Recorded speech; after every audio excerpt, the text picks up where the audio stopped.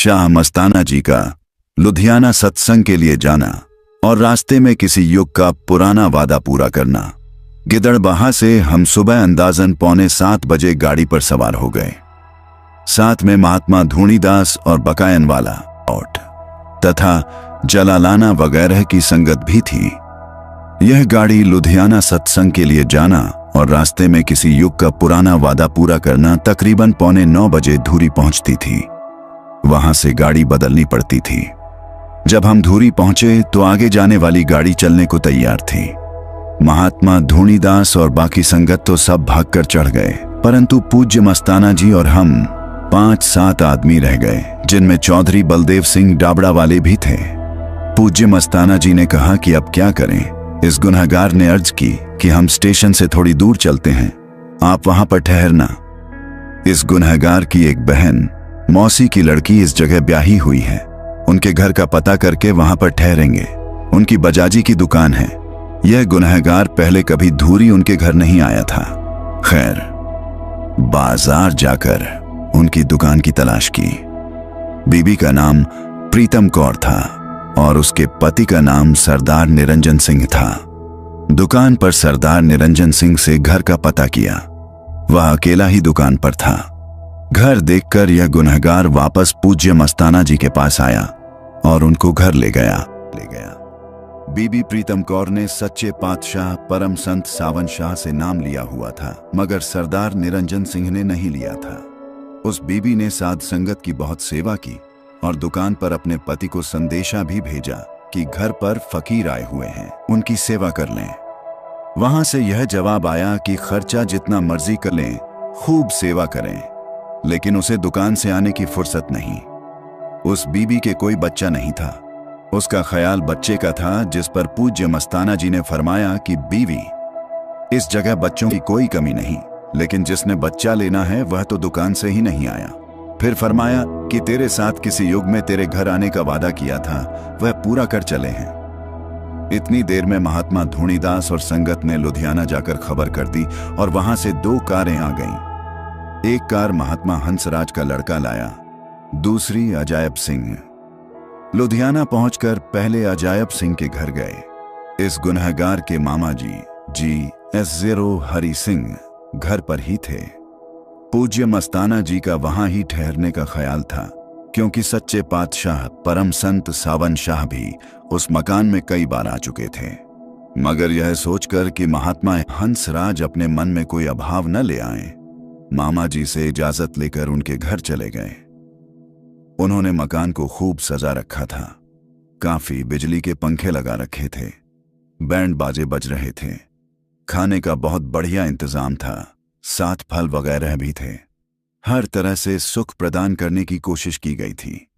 भीड़ भाड़ बहुत थी, सब रास्ते रुक गए। जगह थोड़ी होने के कारण संगत तकलीफ महसूस कर रही थी। उस रात सत्संग उनके मकान के आगे गली में हुआ। दूसरे दिन सुबह ही इस गुनहगार के मामा जी के घर वापस आ गए। पूज्य मस्ताना जी सीधे ही सीढ़ियां चढ़कर एक चौबारे में चले गए। मकान काफी बड़ा और शानदार था। मामा जी पहले अरब में 11-12 साल नहर के EN रह चुके थे। बाद में इधर आकर भी गैरिजन इंजीनियर की पोस्ट ले ली थी। उनके यहाँ खाना खाकर सत्संग करने के लिए सीताराम बाग में चले गए। सीताराम बाग में सत्संग सीताराम बाग जगरांव रोड पर था। उसके इर्द गिर्द 4 दीवारी थी। सत्संग पर बहुत इकट्ठे हुआ। लोग बाग में चारों तरफ दीवारों तक खड़े थे, कुछ एक दीवारों पर भी बैठे थे। वहां पर पूज्य मस्ताना जी ने कुश्ती और कई किस्म के खेल करवाए। 100-100 रुपए के नोट और 1-1 तोले के डॉलर फेंकने शुरू कर दिए। लोग यह तमाशा देखकर हैरान थे। पुलिस थाना भी नजदीक ही था। पुलिस के अफसर भी वहां मौजूद थे। वे कहने लगे कि माया लेने वाले फकीर बहुत देखे, मगर माया को बारिश की तरह बरसाने वाला फकीर एक मस्ताना शाह ही देखा है। वाकई इस जगह कोई शक्ति काम कर रही है। फकीर लोग पैसे पैसे के लिए बाजारों में धक्के खाते फिरते हैं। एक बहुत मशहूर फकीर का जिक्र करते हुए बताया कि उसने सत्संग किया तो उसको 40,000 रुपए चढ़ावा आया। जिधर जाओ फकीर कहते हैं कि लाओ हमें कुछ भेंट दो। फिर लोगों ने हाथ जोड़कर अर्ज की कि लुधियाना में किसी खुले मैदान में सत्संग फरमाया जाए। लोगों के बहुत मिन्नत करने पर अगले दिन की रात का सत्संग रामलीला ग्राउंड में रख दिया। ज्यादा जोर एक कांग्रेसी लीडर श्री ओम प्रकाश ने दिया और खुद ही हर तरह के इंतजाम की जिम्मेवारी ली। शहर और नजदीकी कस्बों में यह खबर फैल गई कि एक सच्चा सौदा का साधु आया है, वह नोट बांटता है। उसका सत्संग कल रात को रामलीला ग्राउंड में होगा। सत्संग के बाद जब वापस जा रहे थे तो सब संगत रिक्शों में सवार थी। पूज्य मस्ताना जी भी एक रिक्शा में थे। भीड़ भाड़ की वजह से सब साधु और सेवादार इंतजाम करने में बेहोश थे। जब यह गुनहगार किसी दूसरी रिक्शा पर चढ़ने लगा तो महात्मा दादू बागड़ी ने बेहोशी में इस गुनहगार को धक्का दे दिया और फिर पछताया। इस तरह बड़ी मुश्किल से वापस घर पहुंचे। पर रामलीला ग्राउंड का सत्संग, चूंकि इस सत्संग की मुनादी बहुत हो चुकी थी, निश्चित समय पर शहर और आसपास के देहातों से बहुत से लोग इकट्ठे हो गए। अंदाजा यह था 4 लाख की हाजिरी होगी। शोरगुल की वजह से कुछ सुनाई नहीं दे रहा था। स्कूल व कॉलेज और अच्छे खानदान के लड़कों ने सत्संग में गड़बड़ करने और माया की थैली और सोने चांदी से भरे डिब्बे को लूटने की स्कीम बनाई हुई थी। उन्होंने कभी ऐसे फकीर नहीं देखे थे। पूज्य मस्ताना जी जीप में बैठकर सत्संग की जगह पर रात के ठीक 9 बजे स्टेज पर पहुंच गए। शोर और भी बढ़ गया। महात्मा दादू ने आकर बताया कि दंगा करने से रोकने पर कई एक सेवादारों को तो पीट डाला है।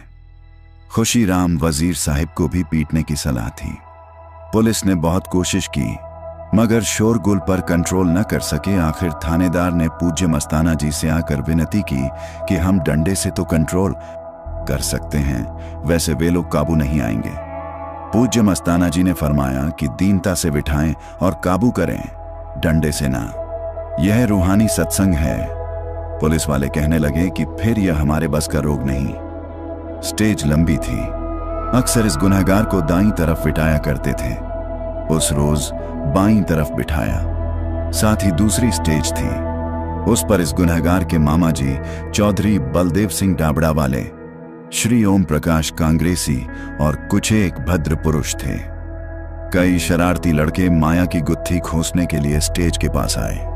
इस गुनहगार के मामा जी मेरी तरफ लातें पसार कर ऐसे बैठे थे कि जैसे पीछे से हमलावरों की रोक कर रहे हों। उन शरारती लोगों ने थानेदार को भी धक्का देकर नीचे गिरा दिया।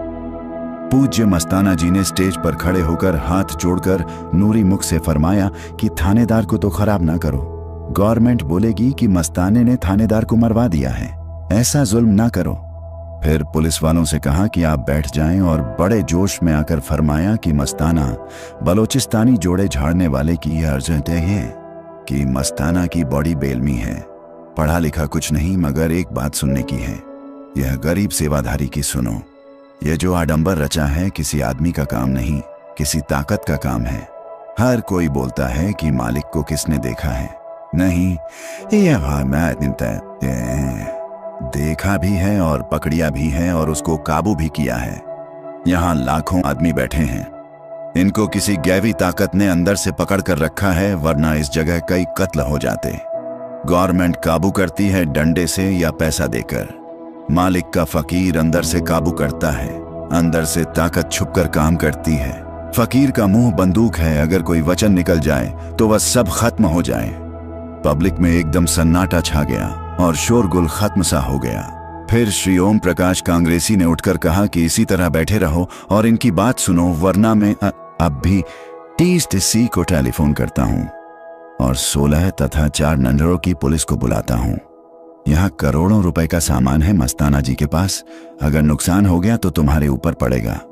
फिर पूज्य मस्ताना जी ने उसको बिठा दिया और फरमाया कि हिंदू अपने वेद और रामायण ले आवें, सिख अपना श्री गुरु ग्रंथ साहिब ले आवें। मस्ताना सेवाधारी जोड़े झाड़ने वाले को कोई आकर यह 3 बातें दिखाए कि किस ग्रंथ में लिखी हैं।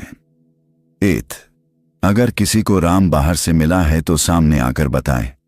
राम हरगिज बाहर नहीं मिल सकता और ना ही आज तक किसी को मिला है। अगर मिलेगा तो इस बॉडी में मिलेगा, वह राम सबकी बॉडी में है।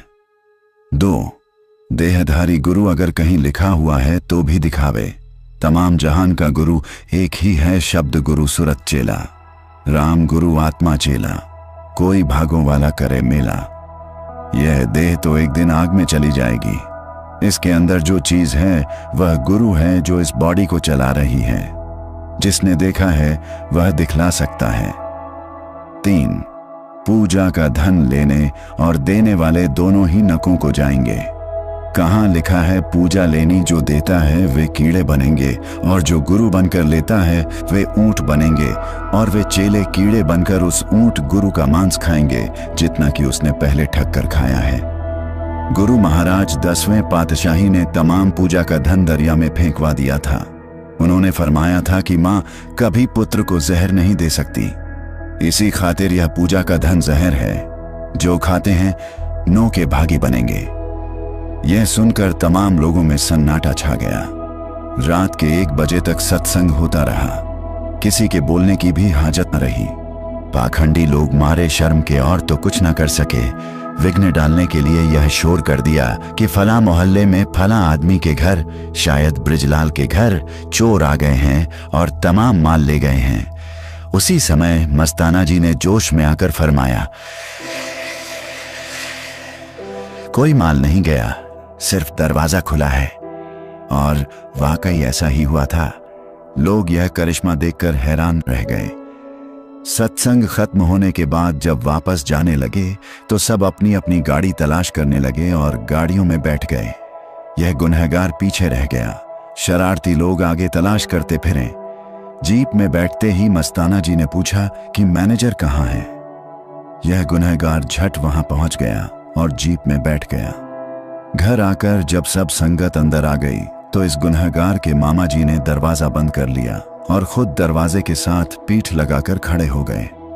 वैसे तो दरवाजा भी बहुत मजबूत था, परंतु पूछने पर उन्होंने बताया कि बाहर बहुत तुंगाड़े खड़े थे और जब वे स्टेज पर बैठे थे उस समय भी तुंगाड़े थैली खोसने की कोशिश कर रहे थे। धन धन सतगुरु तेरा ही आसरा। शाह मस्ताना जी की प्यारी संगत जी, रोजाना शाह मस्ताना जी की साखी सुनने के लिए संगत के अपने इस चैनल को सब्सक्राइब करें जी, और इस वीडियो का कमेंट में धन धन सतगुरु तेरा ही आसरा जरूर लिखें जी। हाजिर नाजर, जिंदा राम तेरा ही आसरा।